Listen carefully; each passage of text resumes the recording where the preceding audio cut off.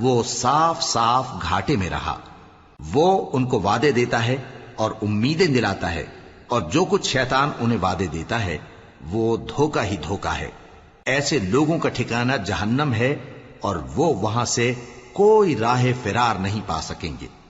اور جو لوگ ایمان لائے اور نیک کام کرتے رہے، ان کو ہم بہشتوں میں داخل کریں گے جن کے نیچے نہریں جاری ہیں، وہ ہمیشہ ہمیشہ ان میں رہیں گے۔ یہ اللہ کا سچا وعدہ ہے، اور اللہ سے زیادہ بات کا سچا کون ہو سکتا ہے؟ مسلمانوں، نجات نہ تو تمہاری آرزوؤں پر ہے اور نہ اہل کتاب کی آرزوؤں پر۔ جو شخص برائی کرے گا اسے اسی طرح کا بدلہ دیا جائے گا، اور وہ اللہ کے سوا نہ کسی کو حمایتی پائے گا اور نہ مددگار۔ اور جو نیک کام کرے گا، مرد ہو یا عورت، جبکہ وہ صاحب ایمان بھی ہو، تو ایسے لوگ بہشت میں داخل ہوں گے، اور ان کی تل برابر بھی حق تلفی نہ کی جائے گی۔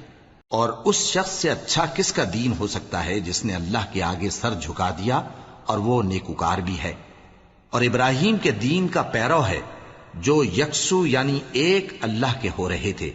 اور اللہ نے ابراہیم کو اپنا دوست بنایا تھا، اور آسمان اور زمین میں جو کچھ ہے سب اللہ ہی کا ہے، اور اللہ ہر چیز کا احاطہ کیے ہوئے ہے۔ اے پیغمبر، لوگ تم سے یتیم عورتوں کے بارے میں فتویٰ طلب کرتے ہیں، کہہ دو کہ اللہ تم کو ان کے ساتھ نکاح کرنے کے معاملے میں اجازت دیتا ہے، اور جو حکم اس کتاب میں پہلے دیا گیا ہے وہ ان یتیم عورتوں کے بارے میں ہے جن کو تم ان کا حق تو دیتے نہیں، اور خواہش رکھتے ہو کہ ان کے ساتھ نکاح کر لو، اور نیز بیچارے بے کس بچوں کے بارے میں، اور یہ بھی حکم دیتا ہے کہ یتیموں کے بارے میں انصاف پر قائم رہو، اور جو بھلائی تم کرو گے تو بے شک اللہ اس کو جانتا ہے۔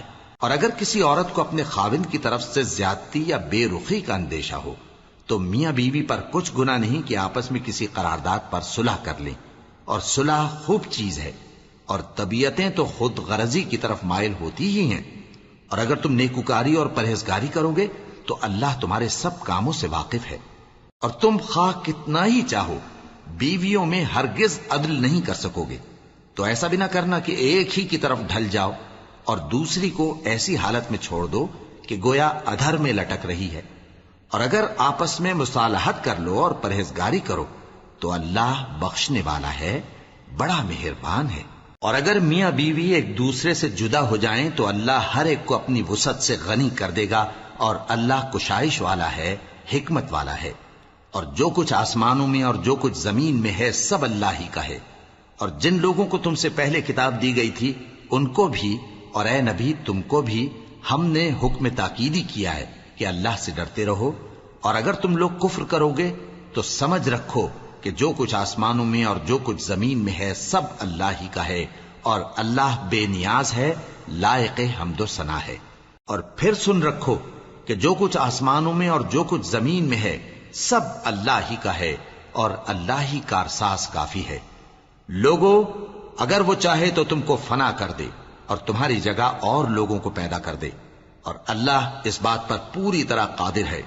جو شخص دنیا ہی کے ثواب کا طالب ہو تو اسے معلوم ہو کہ اللہ کے پاس دنیا اور آخرت دونوں کا ثواب موجود ہے، اور اللہ سنتا ہے، دیکھتا ہے۔ اے ایمان والو، انصاف پر قائم رہو اور اللہ کے لیے سچی گواہی دو، خواہ یہ تمہارے اپنے خلاف یا تمہارے ماں باپ اور رشتہ داروں کے خلاف ہی ہو۔ اگر کوئی امیر ہے یا فقیر تو اللہ ان دونوں کا زیادہ خیر خواہ ہے، پس تم خواہش نفس کے پیچھے چل کر عدل کو نہ چھوڑ دینا۔ اگر تم لگی لپٹی بات کہو گے یا سچائی سے پہلو تہی کرو گے تو جان رکھو اللہ تمہارے سب کاموں سے واقف ہے۔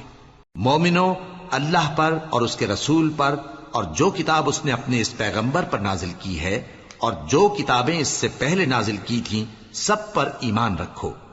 اور جو شخص اللہ اور اس کے فرشتوں اور اس کی کتابوں اور اس کے پیغمبروں اور روز قیامت سے کفر کرے وہ رستے سے بھٹک کر دور جا پڑا۔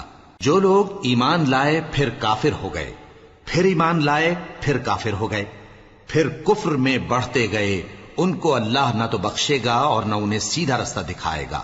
اے پیغمبر، منافقوں یعنی دو رخے لوگوں کو بشارت سنا دو کہ ان کے لیے دکھ دینے والا عذاب تیار ہے۔ وہ جو مومنوں کو چھوڑ کر کافروں کو دوست بناتے ہیں، کیا یہ ان کے ہاں عزت حاصل کرنی چاہتے ہیں؟ سو عزت تو سب اللہ ہی کی ہے۔ اور اللہ نے تم مومنوں پر اپنی کتاب میں یہ حکم نازل فرمایا ہے کہ جب تم کہیں سنو کہ اللہ کی آیتوں سے انکار ہو رہا ہے اور ان کی ہنسی اڑائی جا رہی ہے، تو جب تک